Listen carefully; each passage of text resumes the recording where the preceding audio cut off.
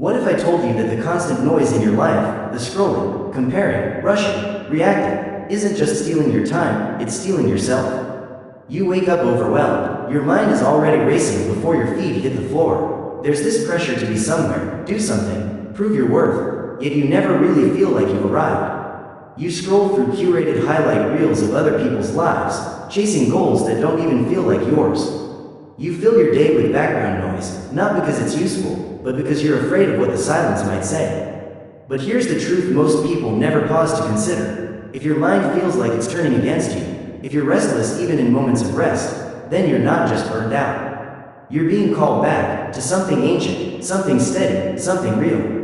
Nearly 2,000 years ago, before social media, before email, before the relentless digital noise, we had a philosopher in armor. A Roman emperor named Marcus Aurelius, one of the greatest Stoics in history. And while he ruled armies and dealt with betrayal, plagues, and political chaos, he wrote not for power, not for fame, but for himself. Private reflections, quiet truths, a journal of wisdom he never meant for the world to see. And yet, centuries later, those words are more relevant than ever. Because what we lack today isn't more knowledge, it's wisdom. We don't need louder voices, we need inner strength. We live in a world drowning in information and starving for clarity.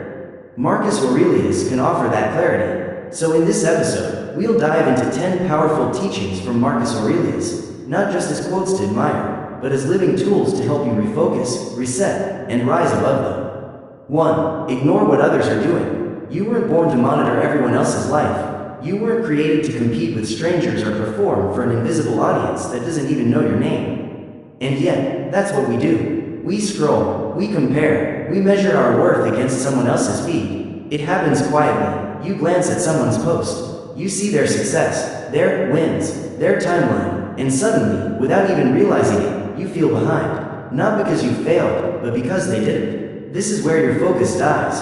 And Marcus saw it even in his time. He reminded himself daily. It is not the actions of others that trouble us, but our judgments about them. What other people do, that's not your concern. Their applause doesn't make you more valuable. Their mistakes don't make you more righteous. Their timing has nothing to do with your purpose. But when you live through comparison, something subtle and dangerous begins to happen. You don't just lose your focus, you start to lose yourself. You chase goals you didn't choose. You copy habits that don't fit your nature. You mold your identity to match someone else's timeline. And worst of all, you stop hearing your own voice. Social media makes this 10 times harder. Today, everyone's a brand. Everyone's a highlight reel. We see polished moments, filtered smiles, carefully crafted captions. You scroll past someone's win, someone's peace, someone's vacation, and suddenly your real, raw, unfiltered life feels less.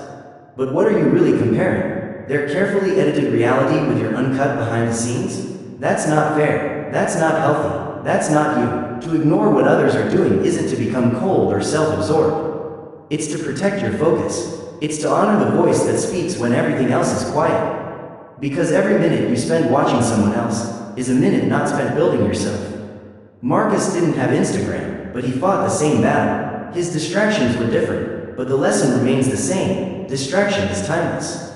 And it is the enemy of becoming who you were meant to be. We tell ourselves, I'll just check this one post, this one video, this one update. But what starts as a minute becomes an hour. And what's lost isn't just time, it's energy, clarity, purpose.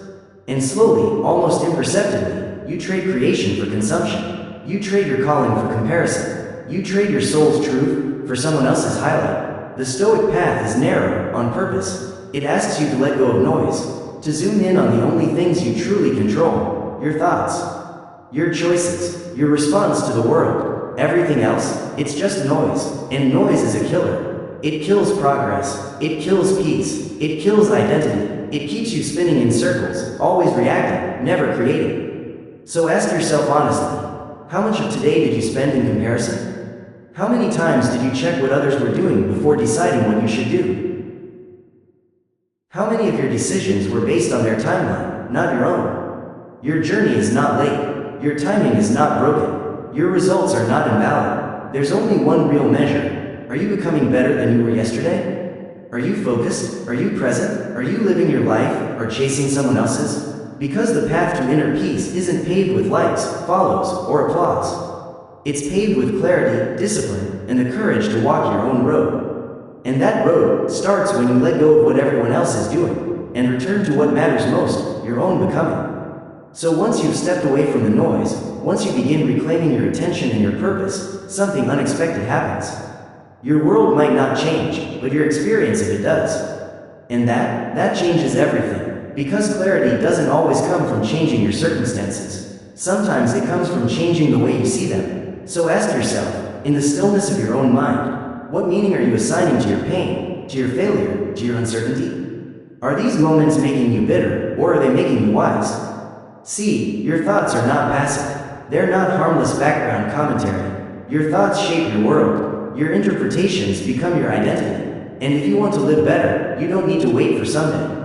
You need to start thinking better, today. 3. Do less. Here's a truth most people never realize until it's too late. You're not tired because you're doing too little. You're tired because you're doing too much of what doesn't matter. You wake up already behind. You dive into your day chasing distractions.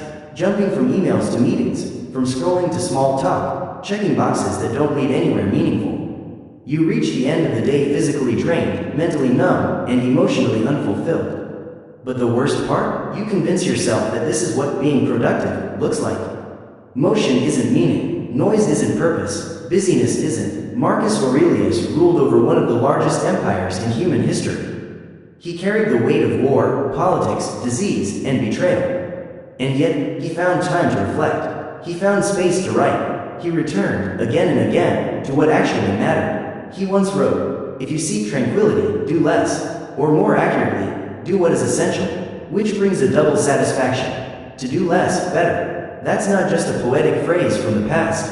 That's a survival guide for modern life. We live in a culture obsessed with doing more. Optimize every minute. Monetize every hobby. Document every move. And if you're not constantly improving, scaling, hustling, then you're told you're falling behind. But behind what exactly? Behind who? And maybe more importantly, is that even your race?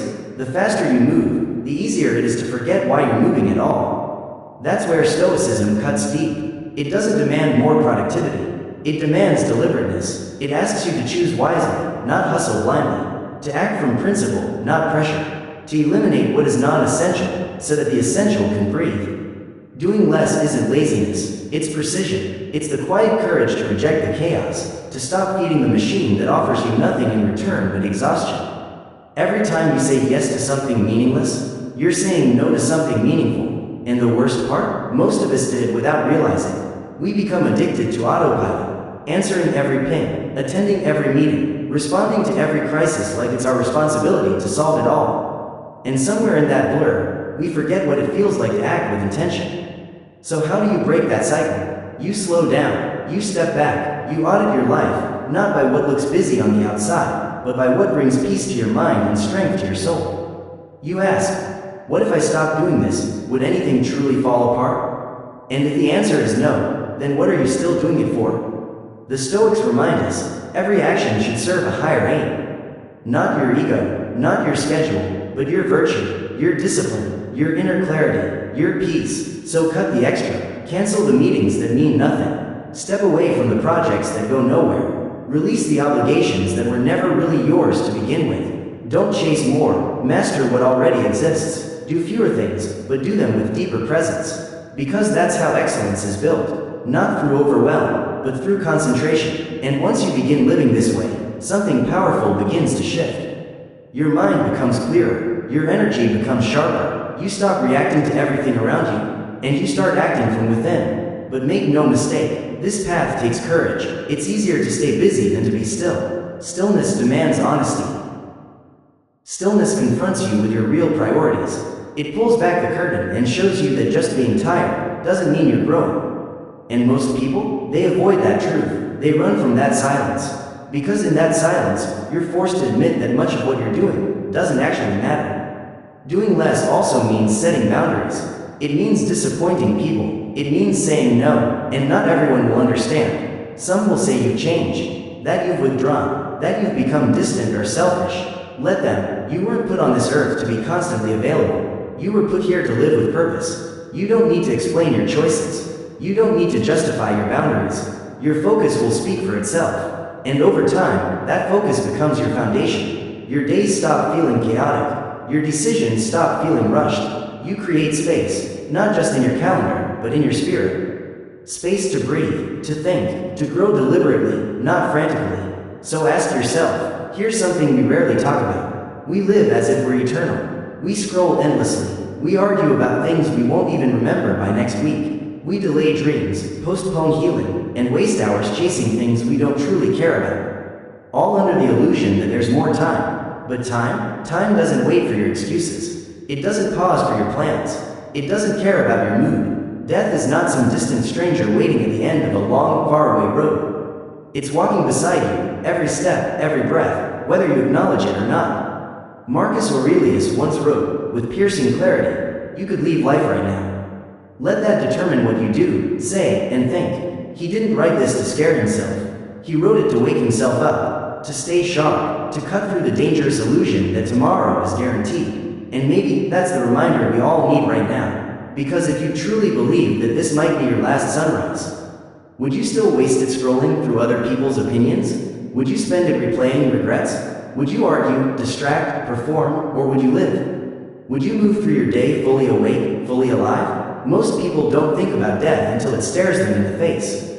A diagnosis, an accident, a funeral, that's when the noise finally stops.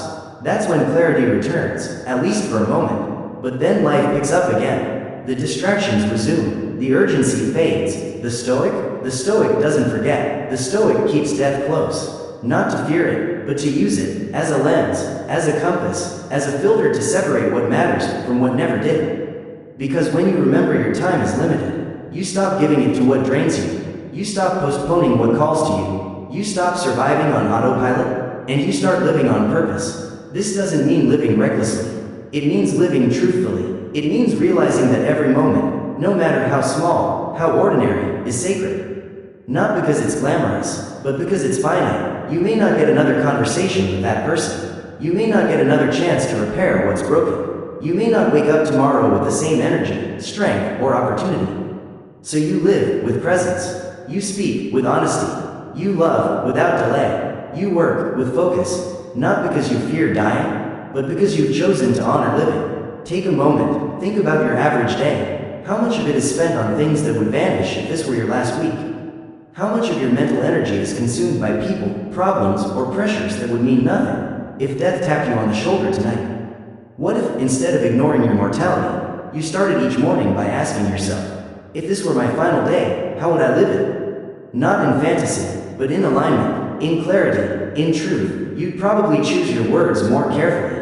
You'd look people in the eye. You'd be more present with the ones you love. You'd let go of petty drama. You'd give your energy to what matters and nothing more. You'd create. You'd connect. You'd move, not with stress, but with urgency. Not with entitlement, but with gratitude. And this isn't about fearing the end. It's about fearing a wasted life. Because time is the one thing you can never earn back. You can rebuild your reputation. You can regain money. You can even recover from failure. But time, once it's spent, it's gone forever. And the real tragedy? It's not that we die. It's that most people never truly live before they do. Marcus Aurelius knew this. He didn't write his journals to escape death. He wrote them to embrace life. He ruled, reflected, endured, and led with the awareness that every breath was borrowed. And instead of making him anxious, it made him precise. Instead of making him cold, it made him compassionate. Instead of draining him, it gave him depth. And that's the paradox. The more you embrace death, the more fully you begin to live. You stop drifting. You start anchoring. You stop performing. You start becoming. So if death knocked on your door tonight, what unfinished truth would it find? What words are still trapped inside you? What dreams have you tucked away, waiting for a better time? What habits, what thoughts, what distractions would you regret giving your soul to? You still have a choice. So you have a choice. You can keep pretending there will always be more time, or you can begin living like time matters, because it does.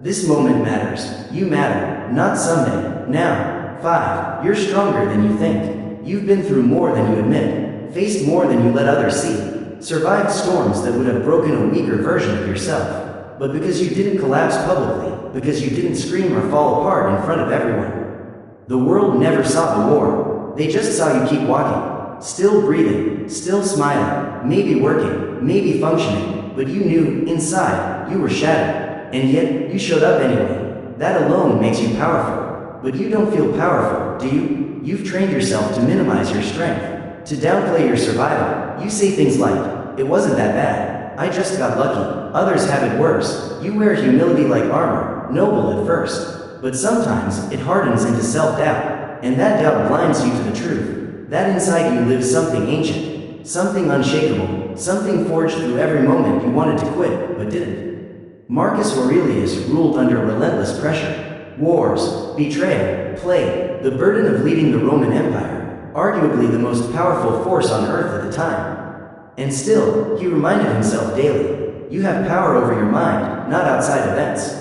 Realize this, and you will find strength. That's not just poetic, that's foundational, because the only strength that can never be taken from you is the strength you learn to command from within. You may not control what life throws at you, but you do control how you meet it, whether you break or bend, whether you shut down or stand up, whether you shrink or let the pressure sharpen you. But here's the catch. Real strength rarely feels like strength in the moment. It feels like silence, like a heaviness in your chest, like showing up even when your voice trembles, like doing the right thing while your hands shake, like walking forward, even when fear screams for you to stop. That's what inner power really looks like.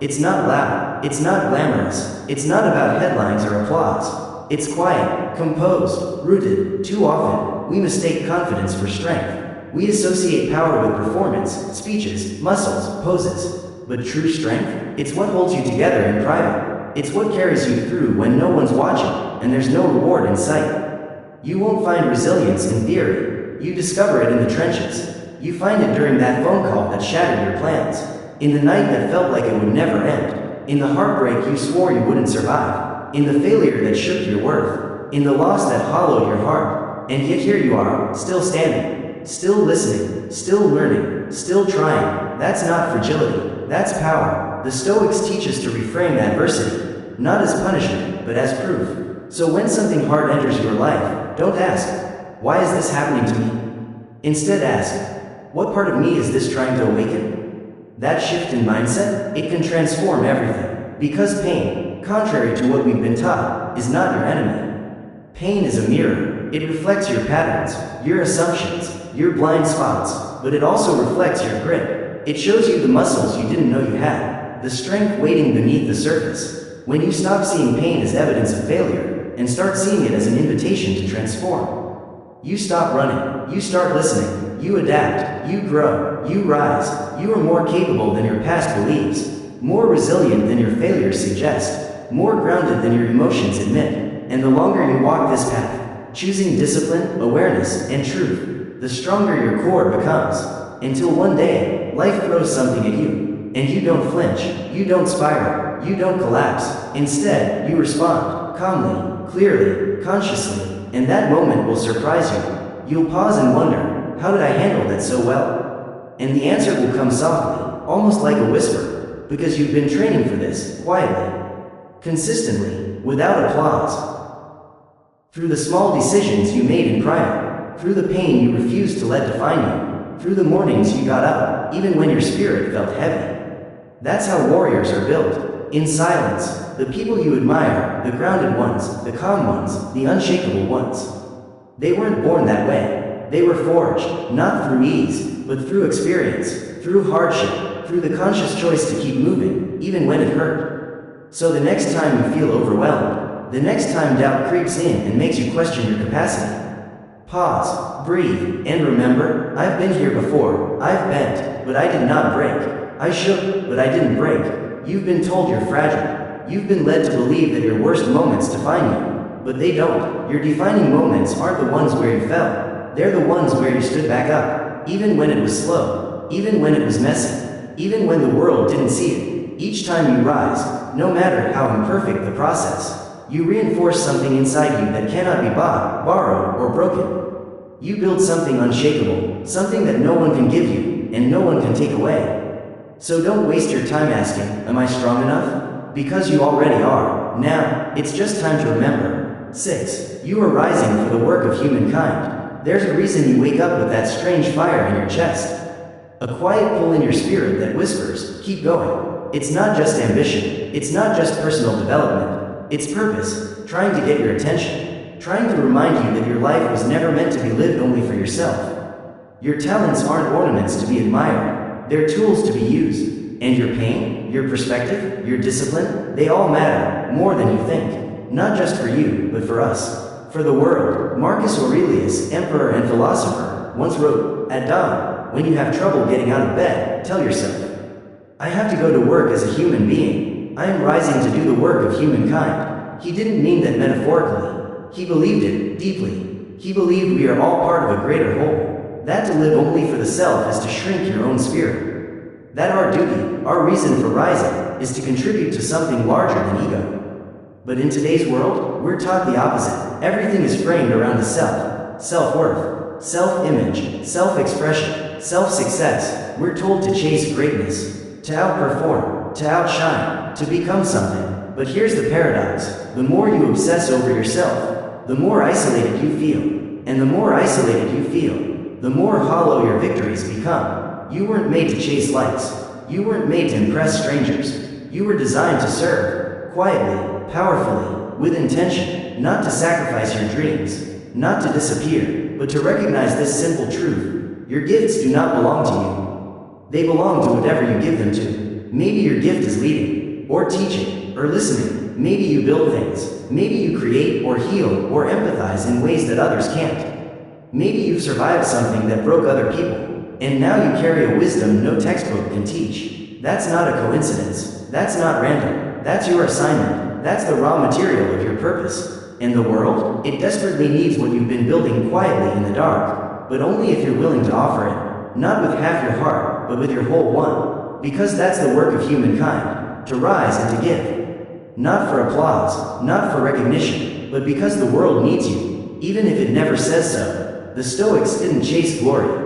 They showed up, they did the work, they left things better than they found them. Not because someone told them to, but because virtue demanded it. Because character, it isn't about being seen, it's about being useful. That means you don't wait until you feel inspired. You don't wait for someone to validate your value. You don't wait for the world to be ready. You start now, right where you are, with what you already have. You speak the truth, even when silence would be easier. You serve, even when you're still figuring yourself out. Because that's how purpose grows, through action, through contribution, through giving without expectation. And yes, there will be days you wonder if any of it matters. Days when the world feels deaf, when your efforts feel invisible. But those are the days to remember. Your life is planting seeds. And some seeds take years to bloom. Some may bloom in places you'll never see. That doesn't mean the tree isn't growing somewhere because of you. When you start rising for the work of humankind, your energy changes. You stop asking, what do I get from this? And you start asking, who gets better because I exist? That one question, if you let it, will shift how you speak, how you show up, how you carry your pain. You begin to see that every struggle you've endured becomes a manual for someone else. That your discipline becomes a mirror for someone who's lost. That your consistency gives someone else permission to keep going. That your honesty lights the path for someone else who's been walking in the dark. And no, you may not see the impact with your own eyes, but that doesn't mean it isn't happening. We live in a world obsessed with being seen, with visibility, likes, followers, applause. But the most meaningful work, it's still done in silence. The quiet effort, the invisible discipline, the daily choices no one sees, no one praises, no one celebrates. And that is exactly what gives it value. Because what you build in silence becomes the foundation others stand on. So don't underestimate your effort just because it isn't loud. Don't diminish your words just because they didn't go viral. Don't withhold your gifts just because no one's clapping yet. Offer them anyway. Offer them because that's who you are. You're not just a man chasing goals. You're a vessel of strength, of wisdom, of clarity.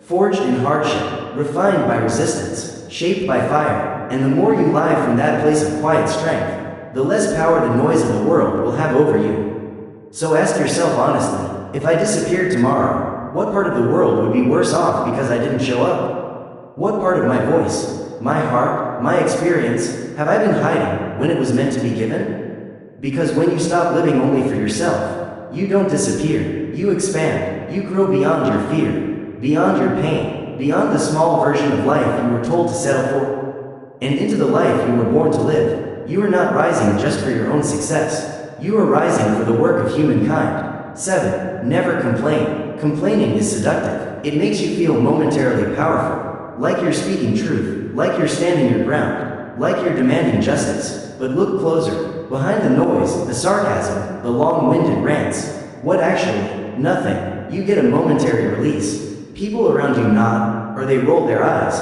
And then what? The problem is still there. You're still stuck. And now, on top of it, you're drained, distracted, and even more discouraged. That's why the Stoics were ruthless with complaints.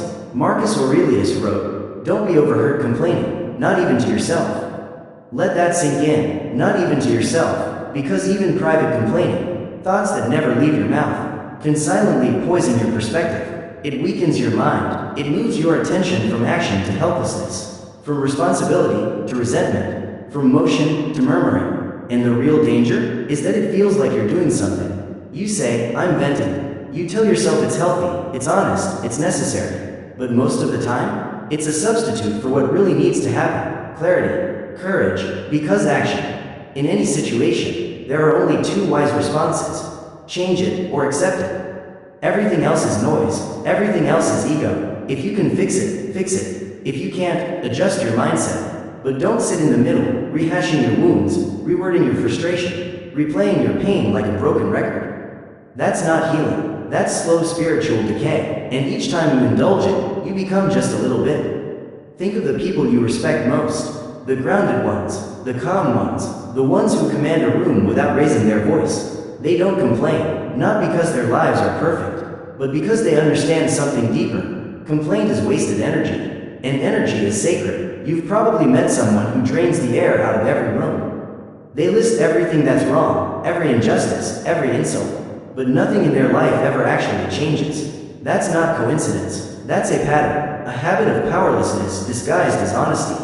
And make no mistake, complaining is a habit, a mental reflex, one that must be retrained, rewired, and replaced. So what do you do instead? You start with awareness. Every time you feel the urge to vent, pause, and ask yourself, am I about to solve this? Or just complain about it? That single pause creates space. Space to reflect, to choose, to redirect, then go deeper. What's really bothering you? Is it the situation itself? Or your expectation of how the situation should be? Most frustration doesn't come from what is.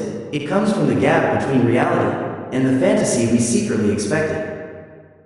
When you accept life on its own terms, not as punishment, but as fact, you gain something rare, clarity. And clarity kills complaint. Now turn inward and ask, what can I control? Because the Stoic doesn't avoid pain. He avoids useless pain. He doesn't chase perfection. He seeks virtue. And virtue begins when you stop blaming the world for how you feel.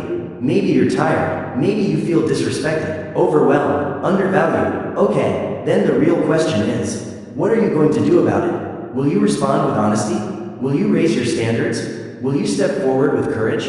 Or will you repeat the same complaint tomorrow and the next day? Until it becomes who you are? That's the real cost, not the problem itself, but the identity we build around it. Because the more you complain, the more you rewrite your role in your own story. You stop being the hero and start becoming the victim. You begin to narrate your life like a tragedy, even while holding the pen. And the longer you stay in that mindset, the harder it is to leave. Why? Because you start finding meaning in the misery, comfort in the complaint, a strange kind of safety in the belief that the world is always against you. But let's be honest, most people aren't against you. Most systems aren't rigged. Most obstacles aren't personal. Life is just life. It's unpredictable. It's messy. It doesn't care about your plans or expectations. And when you stop expecting it to, you free yourself to build instead of blame. And here's something we don't talk about enough. Complaining steals your voice. The more you speak without taking action, the less your words mean. You condition yourself to talk instead of move, to release pressure instead of apply discipline. You give up your credibility for momentary relief. But silence, when it comes from strength, not fear, is powerful. When you stop complaining, your presence changes. People begin to listen when you speak, not because you're louder, but because your words carry weight, because they're rare, because they come from ownership, not resentment. So let this be your new practice. The next time you feel yourself slipping into complaint, pause, reflect, decide, either act or accept, then move on. Move on with grace, with purpose, with power, and when you do speak, speak with solutions, not just frustration. Speak with clarity, not confusion. Speak with the intention to move forward, not to stay stuck. Because your life is too short, and your mind is too powerful, to waste on circular thoughts and recycled grievances. You weren't made to echo complaints. You were made to break patterns. So ask yourself this, honestly, am I complaining because I'm powerless? Or am I powerless because I keep complaining? Because that one question might be the difference between staying where you are and becoming who you were always meant to be. 8. You can live happy anywhere. Here's a lie we've all bought into at some point, that happiness is hiding somewhere else. In another city, another job, another relationship, another version of our body, another season of life. We think, if I could just change my surroundings, then I'd finally feel peace. But what if that's not true? What if your ability to feel happy has nothing to do with where you are, and everything to do with how you think? Marcus Aurelius, who spent years on military campaigns, sleeping under tents, under cold skies, far from comfort, wrote these simple words: a man can live well even in a palace. He wasn't talking about luxury. He was talking about the mind. Your surroundings might shape your conditions, but only your mind shapes your experience. That's not just philosophy, that's survival. Because the truth is, most people don't feel trapped because of where they are. They feel trapped because of how they think. They look around and see limitation. They see repetition. They see restriction. But they never stop to ask, what if this isn't a prison? What if this is a training ground? Happiness isn't found in escape. It's found in engagement, with the present, with your breath, with the act of simply being aware. Because when you constantly chase the next thing, you miss the now, you miss the lessons, you miss the silence, you miss the strength that could have been built, right here, right where you are, if only you had chosen to stay. Think about how often people say, I need to get away. If only I lived somewhere else, I'd be happy. So they move, they run, they change everything, and for a while, it feels different. But then, the same restlessness returns. Why? Because they brought their mind with them. They packed their avoidance, they carried their lack of presence, and now they're just suffering in a different setting. The Stoic doesn't search for new places to heal. He searches for a new perspective. That means learning to look at your current life, yes, this exact moment, and ask, what am I not seeing here? What have I taken for granted? What is this experience teaching me that I couldn't learn anywhere else? Because once you begin to engage with your environment, instead of resisting it, something shifts. You stop fighting reality. You stop imagining happiness is out there, and you start realizing it's always been in here. You can live happy anywhere, because happiness isn't found. It's built from your morning thoughts, from your inner stillness, from your ability to notice and honor the small victories. Right here, right now, exactly as you are. True happiness doesn't wait for perfect conditions. It grows from your daily discipline, from your choice to treat this life, not some imagined future one, as your training ground for peace. And yes, that's difficult, especially in a world that sells the illusion of elsewhere, a world that tells you paradise is always somewhere else, in another location, another lifestyle, another version of you. Scroll through social media for just a few minutes, and you'll be bombarded with paradise shots, luxury escapes, exotic adventures. But pause and think, those images, they're pixels, they're marketing, they are manufactured to make you feel like your life is missing something. But your life isn't lacking. It's just waiting for you to be present in it. When was the last time you stood still long enough to feel the sunlight on your face, to hear your breath without judgment, to find beauty in something simple, like washing a dish, walking through your neighborhood, or making coffee not as a task to finish, but a moment to feel? That's the Stoic lens, not to romanticize suffering, but to extract value from where you are, not to pretend everything is perfect, but to recognize that right here, right now, you have everything you need to practice gratitude, virtue, and resilience. And once that mindset takes root, you become unshakable, because your peace is no longer tied to what changes around you. It flows from what you've built within you. You no longer run from discomfort, because you've learned how to bloom where you're planted. This doesn't mean you never move, change careers, or seek better opportunities. It simply means your peace isn't tied to movement. You move because it aligns with your values, not because you're fleeing discomfort. Happiness stops being a moving target. It becomes your traveling companion. And let's be clear, contentment is not complacency. The Stoic is content with the present, but always reaching deeper within himself. Because peace doesn't arrive from the outside in, it rises from the inside out, and once you find it, you carry it everywhere. This is why some people radiate calm even in chaos, while others remain restless in the middle of luxury. One has built peace, the other is endlessly searching for it, in places it will never exist. So ask yourself, what stories are you still telling yourself about someday?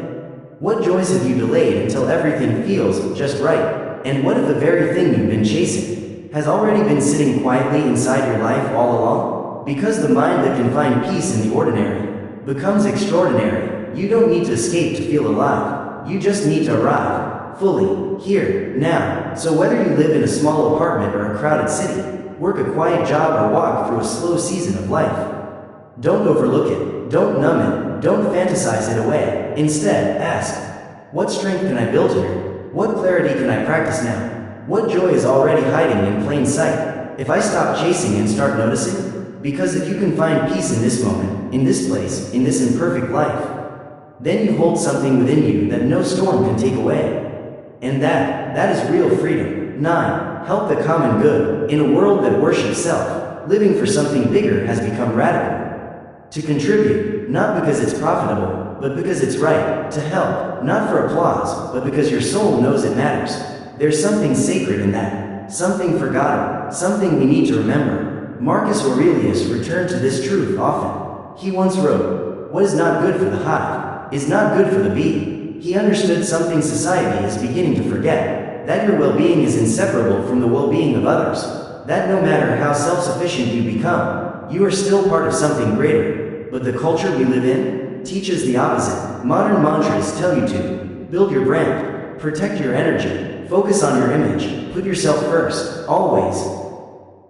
And yes, boundaries are vital. Self-respect is essential. But when your entire life starts orbiting around your own comfort, your world begins to shrink. It becomes small, isolated, fragile. And here's the irony. The more you build a life only for you, the more meaningless that life begins to feel. Because we weren't built to be self-contained systems. We were built to be of service. Not in the flashy, staged, social media kind of way. Not in hashtags or spotlight generosity, but in quiet, consistent, often invisible contributions. The kind of impact that changes lives, even when no one claps, even when no one sees. The most powerful service isn't loud, it isn't documented, it isn't followed by hashtags or cameras. It's the kind that lifts others, while still honoring your own boundaries. The kind that doesn't need a spotlight to be real. That is what the Stoics meant when they spoke of the common good. It's not about martyrdom, it's not about sacrificing your life for applause. It's about alignment. With nature, with virtue, with who you're truly meant to be. Because look at nature, it doesn't hoard, it doesn't demand recognition, it gives, it flows, it serves. The sun rises every day, without needing praise. Trees produce oxygen, without asking for payment. Rivers nourish everything in their path, without seeking credit. And you have that same capacity, to create, to strengthen, to offer something that wasn't there before you showed up. Helping the common good doesn't require a grand platform. It begins in the smallest decisions. How you speak to someone when no one's listening. How you treat those who have nothing to offer you. Whether you give your best, even when no one notices. Whether you choose patience over pride, listening over ego, contribution over convenience. It's in how you hold space for a struggling friend, even when you're drained yourself. In how you mentor without expecting thanks. In how you create systems, ideas, art, or simply energy that lifts the room, instead of draining it. But here's the tension. Helping the common good doesn't always feel good. Sometimes it's lonely. Sometimes it's exhausting. Sometimes you'll wonder if the world even cares. And that's when your ego speaks up. It whispers, why bother? What's the point? Let someone else carry the weight. But the Stoic doesn't give based on whether the world deserves it. He gives based on who he is. He doesn't ask, will they pay me back? He asks, will I be proud of who I was in this moment? Because your integrity isn't measured by applause. It's measured by alignment, whether your life matches your values. And that's where fulfillment is born. Not in attention, but in action. Not in legacy, but in consistency. When you can look at your day and say, something is better today because I was in it. That's peace, a quiet peace, a purpose that outlasts mood, praise, and even results. And here's something else. Serving the common good can also heal you. Because when you're consumed with your own pain, your problems feel massive, like the whole world is pressing down on you. But the moment you help someone else, perspective returns. You realize you're not alone, others are suffering too, and maybe your strength could be the thing that lifts someone else up. And in that realization, your own healing begins. The Stoics understood this. That service isn't just noble, it's practical psychology. It gets you out of your head, out of your spiral, into action, into meaning. So how do you live this truth in a world that seems obsessed with itself? You don't preach it, you practice it. You become the man who returns the shopping cart, follows through without being reminded, lifts others even when his own hands are full, does excellent work not because someone's watching, but because he is watching. Let your life be a quiet example of what it means to serve something beyond ego, beyond applause, beyond self, and yes, serve wisely. You are not the savior of the world. You can't fix everything. Don't drain yourself trying, but recognize this: your strength, your clarity, your presence. These are not just blessings, they are responsibilities. So ask yourself, what am I doing today that contributes to the world beyond me? Where am I hiding behind self-care, when what I really need is to be useful? How would I live if I believed my worth wasn't in what I get, but in what I give? Because in the end, what you build for yourself dies with you, but what you give to others, that becomes legacy. 10. Be grateful for your blessings. We are surrounded by abundance, and yet, we are blinded by comparison. We are blessed beyond measure, and still we scroll, complain, and chase. Every morning, you wake up with breath in your lungs, food within reach, clean water, freedom of thought, opportunity to speak, to act, to live, and yet, it's easy to miss it, not because we lack, but because we've stopped seeing what we have. Marcus Aurelius warned against this blindness centuries ago. In Meditations, he wrote, "Do not indulge in dreams of having what you do not, but reckon up the chief of the blessings you do possess, and then thankfully remember how you." Marcus Aurelius wrote, "Do not indulge in dreams of having what you do not, but reckon up the chief of the blessings you do possess, and then thankfully remember how you would crave for them if they were not yours." That is the Stoic practice, to step outside the mind's constant hunger, and become aware of the soul's quiet fullness, to pause and realize, I already have what someone else is praying for right now. That awareness, that's the beginning of gratitude. But let's be clear, gratitude isn't just about listing blessings. It's not a daily checklist or a social media caption. Gratitude is about relationship, how you relate to what you already have. Most people only feel grateful when something is new or rare, or when it's slipping away. But real gratitude, the Stoic kind, isn't rooted in novelty, it's rooted in presence. It's noticing the sunlight pouring through your window, and remembering, not everyone waits to see another day. It's hearing laughter in your home, and knowing this moment will pass, so you don't waste it. It's sipping warm coffee slowly, and realizing peace doesn't have to be loud to be. So why can't most people feel joy? Because we've trained our minds to chase, before we've trained them to honor. We say, once I get the job, once I hit that number, once I lose the weight, once they see my worth, then I'll be grateful. But here's the trap, the habit of chasing doesn't go away when you reach your goal. It just moves the finish line. So you run harder, you hustle more, you search endlessly for the next reason to feel satisfied. Meanwhile, life is happening, quietly, beautifully, right in front of you, and you're missing it. Gratitude is the antidote to this disease of discontent, not as a motivational trick, but as a daily mental discipline. It's how the Stoic sharpens his mind, not to be passive, but to be anchored in what is real, in what is already here, in what cannot be bought, only noticed. But here's the truth, gratitude takes strength. It's easy to complain, it's effortless to focus on what's missing, but to look at your current life, with all its imperfections, delays, and uncertainty, and still say, I am thankful. That is spiritual power, that is maturity, that is, gratitude requires presence, and presence requires attention, and attention only begins where distraction ends. If your mind is always in the future, always in the next version of your life, how can you possibly be thankful now?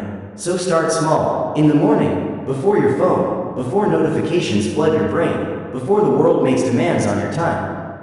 Be still, breathe, and ask yourself, what do I already have that I would desperately miss? If it disappeared tomorrow, let that guide how you show up. Let it guide your energy, your decisions, your words.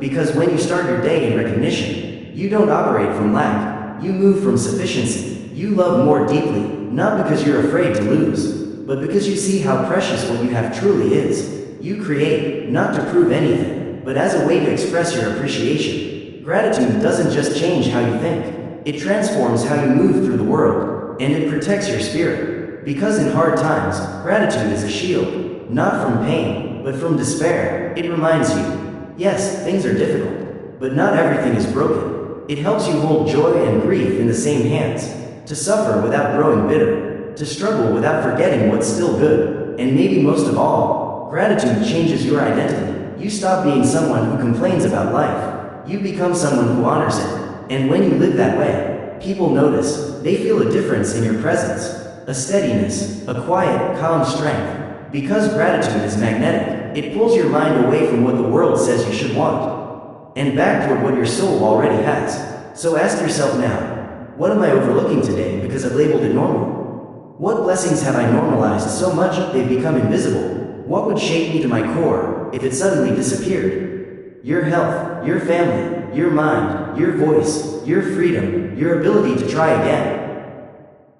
Every breath is a gift, every moment is a window, and every window will one day close. That's not meant to sadden you, it's meant to wake you up, because once you understand life is limited, you stop needing more to feel thankful. You start needing less, you walk slower, you hug tighter, you speak softer, not because you're weak, but because you finally understand how rich you already. So live today like someone who knows what they have, not with fear, but with fullness, because the man who practices gratitude isn't just happier, he's unshakable. He's not ruled by circumstance. He's not waiting for perfect timing. He's already living with eyes wide open. You don't need a new life, you need a new lens.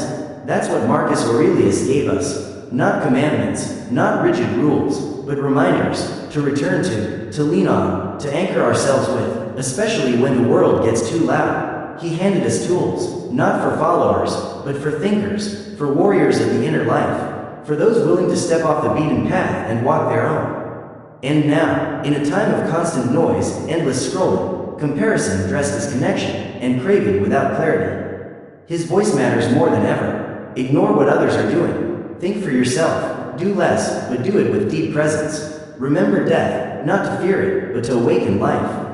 Recognize your strength, not someday, but now. Serve something greater than your ego. Refuse to complain. Find peace where you are. Give without needing credit. And above all, be fiercely, relentlessly grateful. Not because life is perfect, but because it's yours. These aren't just teachings. They're a way of being, a compass for returning to yourself. When the world pulls you in 1,000 directions, you don't need to master them all today. This isn't a checklist, it's a practice. Just pick one, just enough to shift, to pause, to take one conscious step, not blindly, but with awareness. Because all change begins with a breath. So before this episode ends, take that breath now. Let the noise drop away, let the pressure lift, and ask yourself, which truth do I need most right now? Then take it with you, not in words, but in silence, in stillness, in your discipline, in how you show up tomorrow, not for others, for you, because your path, it's waiting, and it's not paved with noise. It's built with practice. Every moment, every breath, every choice,